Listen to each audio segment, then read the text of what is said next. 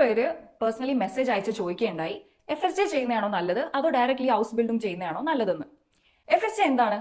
Voluntary social സർവീസിന്റെ ഒരു വർഷം അല്ലെ, അതായത് ഫ്രൈവില്ലിഗസ് സോഷ്യാലസ് യാർ എന്നാണ് ജർമ്മനിൽ പറയുന്നത്. അപ്പൊ ഇത് നമുക്ക് 6 months അല്ലെങ്കിൽ 1 year വരെ ചെയ്യാം. അപ്പം FSJ ചെയ്യുന്നത് കൊണ്ട് അല്ലെങ്കിൽ FSJ ചെയ്യുന്നത് കൊണ്ട് എന്താണ് ഗുണം? ഇത് ചെയ്യുകയാണെങ്കിൽ നിങ്ങൾക്ക് ആ 6 മാസമോ 1 year കൊണ്ട് നിങ്ങൾക്കൊരു ഹോസ്പിറ്റലിലോ അല്ലെങ്കിൽ ഒരു കിൻഡർ ഗാർട്ടനിലോ എവിടെയാണോ നിങ്ങൾ ചെയ്യുന്നത് അവിടെ നിങ്ങൾക്കൊന്ന് കയറി പറ്റി അവിടുത്തെ എങ്ങനെയാണ് അവിടെ വർക്ക് ചെയ്യുന്നത്, എങ്ങനെയാണ് കാര്യങ്ങൾ നടക്കുന്നത് എന്നുള്ളത് അറിയാൻ പറ്റും. പിന്നെ മാത്രമല്ല ആ കൂട്ടത്തിൽ നിങ്ങൾക്ക് ഈ വോളണ്ടറി സർവീസ് ചെയ്യുന്നതിന്റെ കൂട്ടത്തിൽ കുറെ ജർമ്മൻ വാക്കുകൾ പഠിക്കാൻ പറ്റും അല്ലെ. അതായത് ഹോസ്പിറ്റലിലാണെങ്കിൽ കുറെ മെഡിസിന്റെ വാക്കുകളൊക്കെ നിങ്ങൾക്ക് കിട്ടും.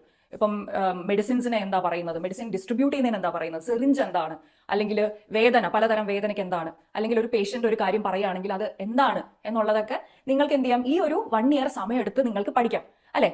അപ്പം പിന്നെ എങ്ങനെയാണ് അത് വർക്ക് ചെയ്യുന്നത് എന്നുള്ളതും പഠിക്കാം. അതായത് നാട്ടിലിപ്പോ നമ്മൾ B2 വരെയോ ജർമ്മൻ പഠിച്ചത് കൊണ്ട് മാത്രം നമുക്ക് ആ ടൈപ്പ് ഓഫ് വാക്കുകളൊന്നും കിട്ടുന്നില്ല. അല്ലെങ്കിൽ റിയൽ ലൈഫിൽ നമ്മൾ എന്താണ് നമുക്ക് ആവശ്യമുള്ളത് എന്നുള്ളത് നമുക്ക് അവിടെ കിട്ടാത്തപ്പോൾ നമുക്ക് എന്ത് ചെയ്യാം, ഇതൊരു ഇന്റേൺഷിപ്പ് പോലെ നിങ്ങൾക്ക് വിചാരിച്ചിട്ട് നിങ്ങൾക്ക് ചെയ്യാൻ പറ്റുന്നതാണ്.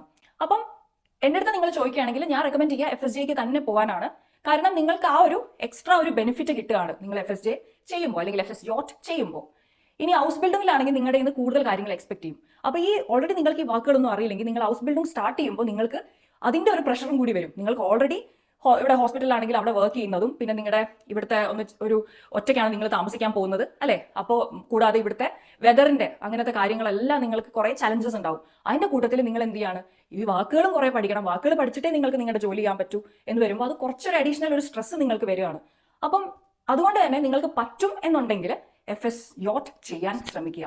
ഇനി FSJ ചെയ്യുമ്പോൾ നിങ്ങൾക്കൊരു അഡീഷണൽ വേറൊരു ഗുണം എന്താണെന്ന് വെച്ചാൽ ഇത് നിങ്ങൾക്ക് പറ്റിയ പരിപാടിയാണോ എന്ന് നിങ്ങൾക്ക് അറിയണ്ടേ.